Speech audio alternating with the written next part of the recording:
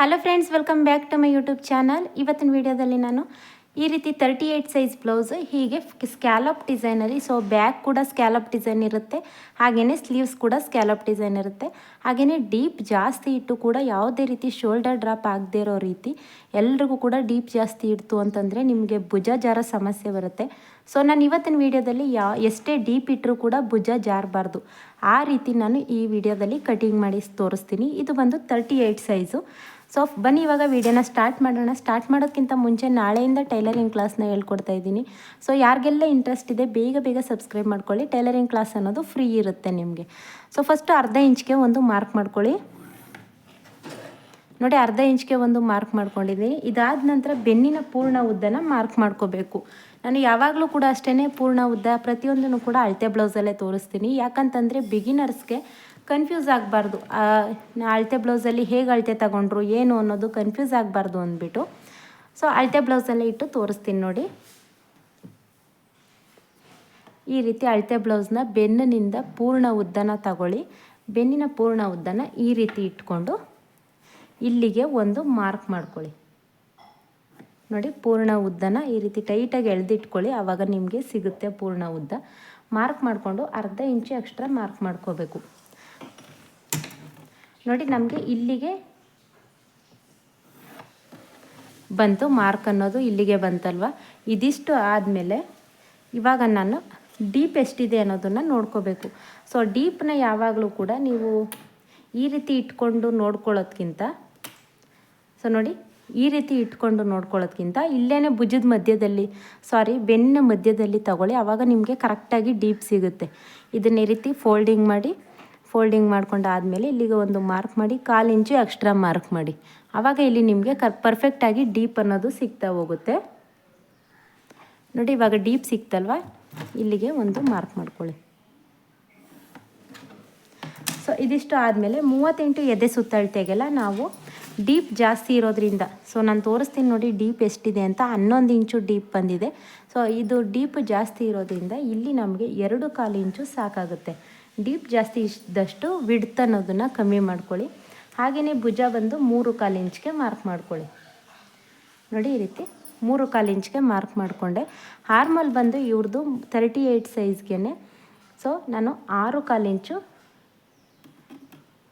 ಇಡ್ತಾಯಿದ್ದೀನಿ. ಇಲ್ಲೂ ಕೂಡ ಅಳತೆ ಬ್ಲೌಸಲ್ಲೂ ತೋರಿಸ್ತೀನಿ ಎಷ್ಟಿದೆ ಅಂದ್ಬಿಟ್ಟು. ಈ ರೀತಿ ಸೈಡಲ್ಲಿ ತಗೊಳ್ಳಿ. ಸೈಡಲ್ಲಿ ತಗೊಂಡು ಇಟ್ಕೊಂಡು ಅಲ್ಲಿಗೆ ಒಂದು ಮಾರ್ಕ್ ಮಾಡಿ, ಅರ್ಧ ಇಂಚು ಎಕ್ಸ್ಟ್ರಾ ಮಾರ್ಕ್ ಮಾಡಿ. ನೋಡಿ, ಇಲ್ಲಿಗೆ ಬಂತಲ್ವ. ಸೊ ಇದು ಬಂದು 6/4 ಇಂಚ್ ಬರ್ತಾಯಿದೆ. ಸೊ ಶೋಲ್ಡರ್ ಡ್ರಾಪ್ ಆಗುತ್ತೆ ಜಾಸ್ತಿ ನೀವು ತಗೊಂತು ಅಂದ್ರೂ, ಅದಕ್ಕೆ ನಾನು 6/4 ಇಂಚ್ಗೆ ತಗೋತಾ ಇದ್ದೀನಿ. ಅಳತೆ ಬ್ಲೌಸ್ ಕರೆಕ್ಟ್ ಇತ್ತು ಅಂದರೆ ಇವಾಗ ನಾನು ತೋರಿಸ್ಕೊಡಿರೋ ಥರನೇ ಅಲ್ಲಿಗೆ ಇಡಿ. ಅಳತೆ ಬ್ಲೌಸ್ ಕರೆಕ್ಟ್ ಇಲ್ಲ ಅಂತಂದರೆ ನೀವು ಈ ರೀತಿ ಇಟ್ಕೋಬೋದು.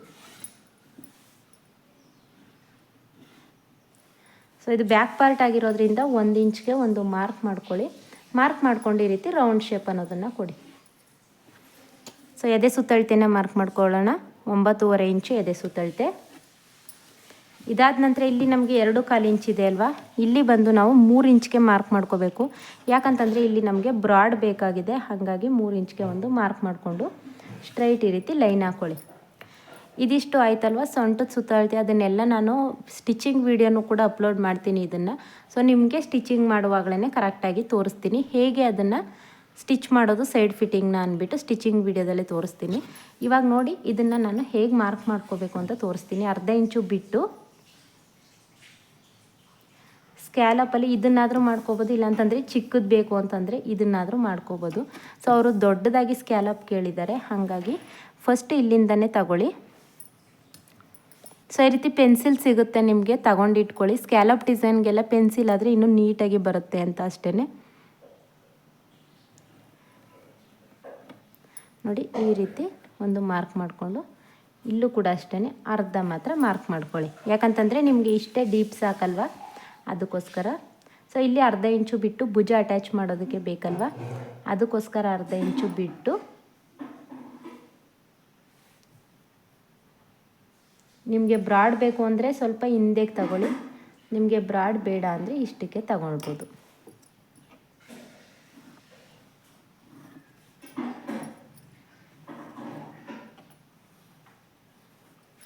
ಸೊ ನೋಡಿ ಇದಿಷ್ಟು ಇಲ್ಲಿಗೆ ಕೂರ್ತು, ಇಲ್ಲಿಗೆ ನಮಗೆ ಫಿನಿಶಿಂಗ್ ಕೂರ್ತಿಲ್ಲ. ಅದಕ್ಕೋಸ್ಕರ ಏನು ಮಾಡಿ ಹೀಗೆ ತಗೊಂಡ್ಬಿಡಿ.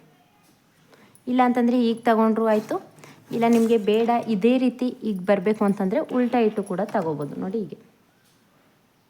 ಸೊ ಇಲ್ಲಿಗೆ ಬಂತಲ್ವಾ, ಅದನ್ನು ಈಗ ತಗೋಬೋದು. ನಿಮಗೆ ಹೇಗೆ ಬೇಕೋ ಆ ರೀತಿ ನೀವು ಅದನ್ನು ರೆಡಿ ಮಾಡ್ಕೋಬೋದು. ಇದನ್ನು ಇವಾಗ ಕಟಿಂಗ್ ಮಾಡಿ ತೆಗೆದುಬಿಡೋಣ. ಸೊ ನಾನು ಕ್ಯಾನ್ವಾಸ್ನ ಯೂಸ್ ಮಾಡದೆ ತೋರಿಸ್ತಾ ಇದ್ದೀನಿ. ನೀವು ಬೇಕು ಅಂತಂದರೆ ನಾನು ನೆಕ್ಸ್ಟ್ ವೀಡಿಯೋಗಳಲ್ಲಿ ಟೈಲರಿಂಗ್ ಕ್ಲಾಸ್ನಲ್ಲಿ ಅಪ್ಲೋಡ್ ಮಾಡ್ತಾ ಹೋಗ್ತೀನಿ, ಕ್ಯಾನ್ವಾಸ್ ಕೂಡ ಹೇಗೆ ಯೂಸ್ ಮಾಡಿ ನಾವು ಈ ರೀತಿ ಸ್ಕ್ಯಾಲಪ್ ಡಿಸೈನ್ನ ಮಾಡ್ಕೋಬೋದು ಅಂತ. ನೋಡಿ ಇದಿಷ್ಟ ಆಯ್ತಲ್ವಾ.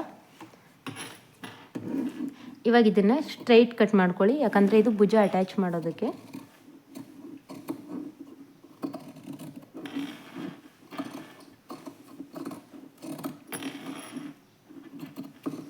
ಇದನ್ನು ಕಟಿಂಗ್ ಮಾಡೋದನ್ನು ಪ್ರಾಕ್ಟೀಸ್ ಮಾಡ್ಕೊಳ್ಳಿ. ಒಂದು ಪೇಪರಲ್ಲಿ ಕಟ್ ಮಾಡಿ, ಆವಾಗ ನಿಮಗೆ ಸ್ಕ್ಯಾಲಪಲ್ಲಿ ಕಟ್ ಮಾಡೋದಕ್ಕೆ ತುಂಬಾ ಈಸಿಯಾಗಿ ಬರ್ತಾ ಹೋಗುತ್ತೆ.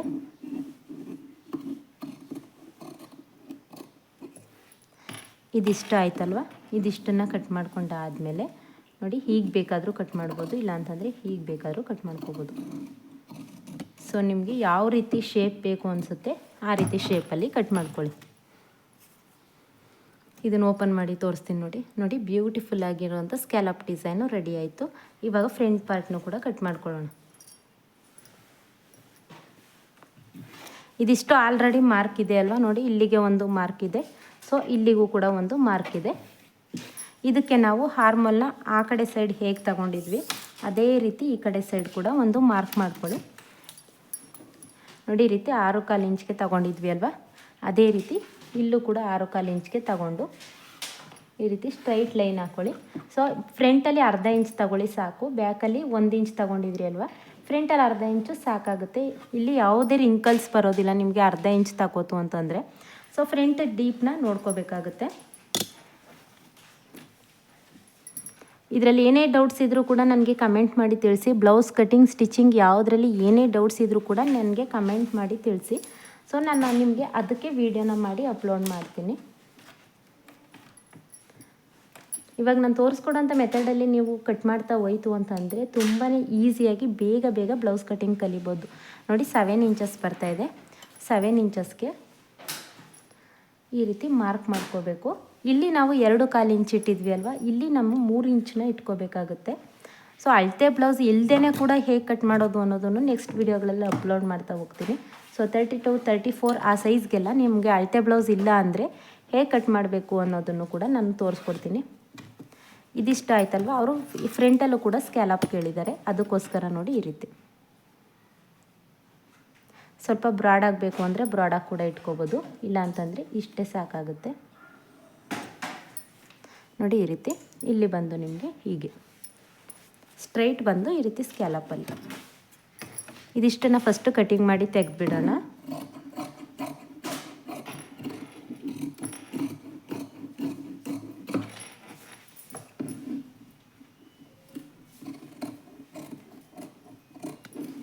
ಇದನ್ನು ನಾನು ಹೇಳಿದೆ ಅಲ್ವಾ, ಸೊ ಬಿಗಿನರ್ಸ್ ಆಗಿದ್ದೀರಾ ಅಂದರೆ ಈ ರೀತಿ ಸ್ಕ್ಯಾಲಪ್ಪಲ್ಲಿ ಕಟ್ ಮಾಡೋದನ್ನು ಸ್ವಲ್ಪ ನೀವು ಕಲ್ತ್ಕೋಬೇಕಾಗುತ್ತೆ. ಯಾಕಂತಂದರೆ ನಾವು ಕಲಿಯುವಾಗ ಸ್ವಲ್ಪ ಪರ್ಫೆಕ್ಟಾಗಿ ಬರೋದಿಲ್ಲ, ಅದಕ್ಕೋಸ್ಕರ ನೋಡಿ ಓಪನ್ ಮಾಡಿದಾಗ ಈ ರೀತಿ ಬರುತ್ತೆ. ಇಲ್ಲಿ ನಮಗೆ ಓಪನ್ ಫ್ರಂಟ್ ಹುಕ್ ಕೇಳಿದ್ದಾರೆ ಅಲ್ವಾ, ಅದಕ್ಕೋಸ್ಕರ ಇಲ್ಲಿ ಹೋಗುತ್ತೆ, ಅದಕ್ಕೋಸ್ಕರ ಇದಿಷ್ಟನ್ನ ಕಟ್ ಮಾಡಿದೆ ನಾನು. ಇದಾದ ನಂತರ ಇವಾಗ ಡಾಟ್ ಪಾಯಿಂಟ್ನ ಮಾರ್ಕ್ ಮಾಡ್ಕೊಳ್ಳೋಣ. ಸೊ ಭುಜದಿಂದ ಬೆಲ್ಟ್ ಪಟ್ಟಿವರೆಗೂ ಅಳತೆ ಎಷ್ಟಿದೆ ಅಷ್ಟಕ್ಕೆ ತಗೋಬೇಕು. ಈ ರೀತಿ ನೋಡಿ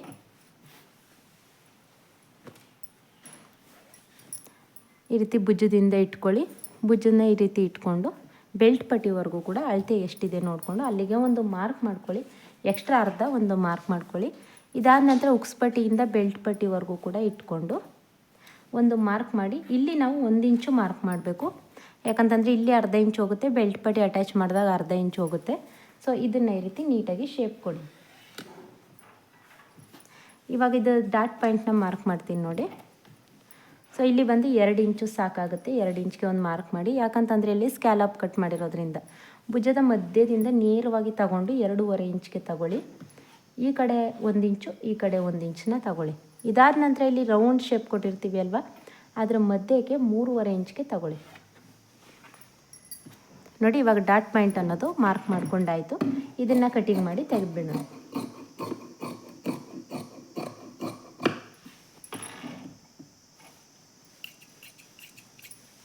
ಸೊ ಇದಿಷ್ಟು ರೆಡಿ ಆಯ್ತಲ್ವ. ನಾನು ಹೇಳ್ದೆ ಅಲ್ವ ಸೈಡ್ ಫಿಟ್ಟಿಂಗ್ನ ನಾನು ಸ್ಟಿಚಿಂಗ್ ಮಾಡುವಾಗ ವೀಡಿಯೋನ ಅಪ್ಲೋಡ್ ಮಾಡ್ತೀನಿ. ಸೊ ಇದು ಪೀಸ್ ಬಂದು ಉಕ್ಸ್ಪಟ್ಟಿ ಮತ್ತು ಕಾಜಾಪಟ್ಟಿಗೆ.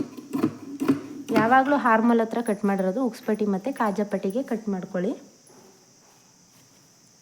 ಇದಾದಮೇಲೆ ಉಳ್ಕೊಂಡಿರೋಂಥ ಪೀಸ್ನ ಇವಾಗ ಸ್ಲೀವ್ಸ್ನಾಗ ಕಟ್ ಮಾಡ್ಕೊಳ್ಳೋಣ. ನೋಡಿ ಈ ರೀತಿ ಮಧ್ಯಕ್ಕೆ ಫೋಲ್ಡ್ ಮಾಡ್ಕೊಳ್ಳಿ. ಮಧ್ಯಕ್ಕೆ ಫೋಲ್ಡ್ ಮಾಡಿಕೊಂಡು ಯಾವ ಸೈಡು ನಿಮಗೆ ಜಾಸ್ತಿ ಇದೆ, ಈ ಸೈಡು ಅಥವಾ ಈ ಸೈಡ್ ಯಾವ ಸೈಡ್ ಜಾಸ್ತಿ ಇದೆ ಅದನ್ನೇ ರೀತಿ ಫೋಲ್ಡಿಂಗ್ ಮಾಡಿ. 4 ಫೋಲ್ಡು ಮಾಡ್ಕೊಂಡಾದಮೇಲೆ ಫಸ್ಟು ಸ್ಟ್ರೈಟಾಗಿ ಸ್ವಲ್ಪ ಕಟ್ ಮಾಡ್ಕೊಳ್ಳೋಣ. ಕಟ್ ಮಾಡ್ಕೊಂಡಾದಮೇಲೆ ಅಳತೆ ಬ್ಲೌಸು ಇದು ಬಂದು ಎಲ್ಬೋ ಸ್ಲೀವ್ಸ್ ಇದೆ ನೋಡಿ ಈ ರೀತಿ. ಸೊ ಎಲ್ಬೋ ಸ್ಲೀವ್ಸ್ದು ನಾವು ಅಳತೆ ತೊಗೊಂಡ್ರೆ ಕರೆಕ್ಟಾಗಿ ಬರೋದಿಲ್ಲ ನಿಮಗೆ. ಅದಕ್ಕೋಸ್ಕರ ನಾನು ಟೇಪಲ್ಲೇ ಅಳತೆ ತೊಗೊಂಡ್ಬಿಡ್ತೀನಿ.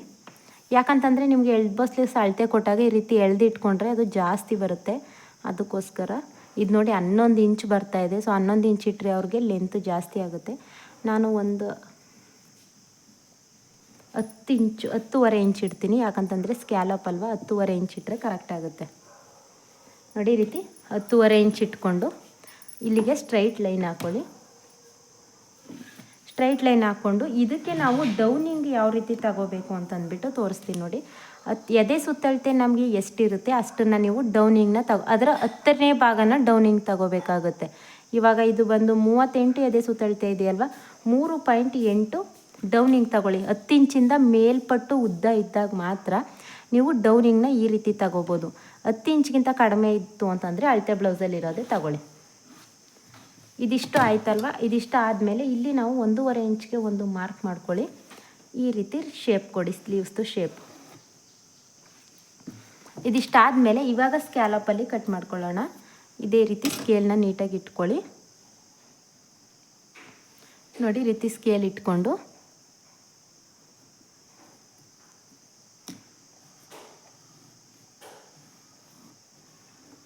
ಈ ರೀತಿ ಸ್ಕೇಲ್ ಇತ್ತು ಅಂತಂದರೆ ತುಂಬಾ ಉಪಯೋಗ ಆಗುತ್ತೆ ನಿಮಗೆ. ಹಾಗೆಯೇ ಬ್ಯೂಟಿಫುಲ್ಲಾಗಿ ಕೂಡ ಬರುತ್ತೆ ನೋಡಿ. ನೀವು ನಾರ್ಮಲಾಗಿ ನೀವು ಕಟ್ ಮಾಡೋದಕ್ಕಿಂತ ಈ ರೀತಿ ಸ್ಕೇಲ್ ಆದರೆ ಎಷ್ಟೊಂದು ನೀಟಾಗಿ ನಿಮಗೆ ಸ್ಕ್ಯಾಲಪ್ ಅನ್ನೋದು ಬರುತ್ತೆ. ಇದನ್ನು ಕಟ್ ಮಾಡೋದು ತುಂಬಾ ಈಸಿ. ಸ್ಲೀವ್ಸ್ ಹತ್ರ ಜಾಸ್ತಿ ಏನು ಕಟಿಂಗ್ ಮಾಡೋ ಅವಶ್ಯಕತೆ ಇರೋದಿಲ್ಲ. ನೋಡಿ ಈ ರೀತಿ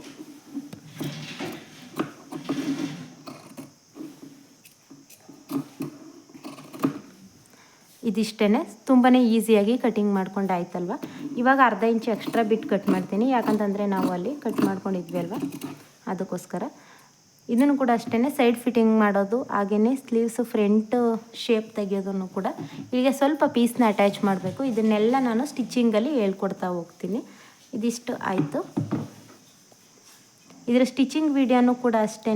ಈ ವಿಡಿಯೋ ಕೊನೆಯಲ್ಲಿ ನಾನು ಸ್ಟಿಚಿಂಗ್ ವಿಡಿಯೋನೂ ಕೂಡ ಸ್ಟಿಚಿಂಗ್ ಮಾಡಾದಮೇಲೆ ವೀಡಿಯೋನ ಅಪ್ಲೋಡ್ ಮಾಡ್ತೀನಿ. ಹಾಗೆಯೇ ಬೆಲ್ಟ್ ಪಟ್ಟಿಗೆ ನೋಡಿ 4 ಇಂಚ್ಗೆ ಒಂದು ಮಾರ್ಕ್ ಮಾಡ್ಕೊಳ್ಳಿ. ಇದಾದ ನಂತರ 3 ಇಂಚ್ಗೆ ಒಂದು ಮಾರ್ಕ್ ಮಾಡ್ಕೊಳ್ಳಿ. 3 ಇಂಚ್ಗೆ ಒಂದು ಮಾರ್ಕ್ ಮಾಡ್ಕೊಳ್ಳಿ. ಸೊ ಇದನ್ನು ಈ ರೀತಿ ಶೇಪ್ ಕೊಟ್ಟು ಕಟ್ ಮಾಡ್ಕೊಳ್ಳಿ. ನೋಡಿ ಇಷ್ಟೇ. ಬೆಲ್ಟ್ ಪಟ್ಟಿ ಅನ್ನೋದು ತುಂಬ ಕಷ್ಟಪಡ್ತಾ ಇರ್ತಾರೆ ಎಲ್ಲರೂ ಕೂಡ. ಇಷ್ಟೇ, ತುಂಬ ಈಸಿಯಾಗಿ ಕಟ್ ಮಾಡ್ಕೋಬೋದು. ನೀವು ಲೆಂತ್ ಎಷ್ಟು ಬೇಕೋ ಅಷ್ಟು ತಗೊಳ್ಳಿ. ಸ್ಟಿಚಿಂಗ್ ಮಾಡಾದಮೇಲೆ ಕಟ್ ಮಾಡಿ ಬಿಸಾಕಿ ಅಷ್ಟೇ. ಇದಿಷ್ಟು ಅರ್ಥ ಆಯಿತು ಅಂತ ಅನ್ಕೋತೀನಿ. ಸೊ ಇದರಲ್ಲಿ ಏನೇ ಡೌಟ್ಸ್ ಇದ್ದರೂ ಕೂಡ ಬೇಗ ಕಮೆಂಟ್ ಮಾಡಿ ತಿಳಿಸಿ. ವಿಡಿಯೋ ಹೆಲ್ಪ್ ಆದರೆ ಲೈಕ್ ಮಾಡೋದನ್ನು ಮರಿಬೇಡಿ. Thank you.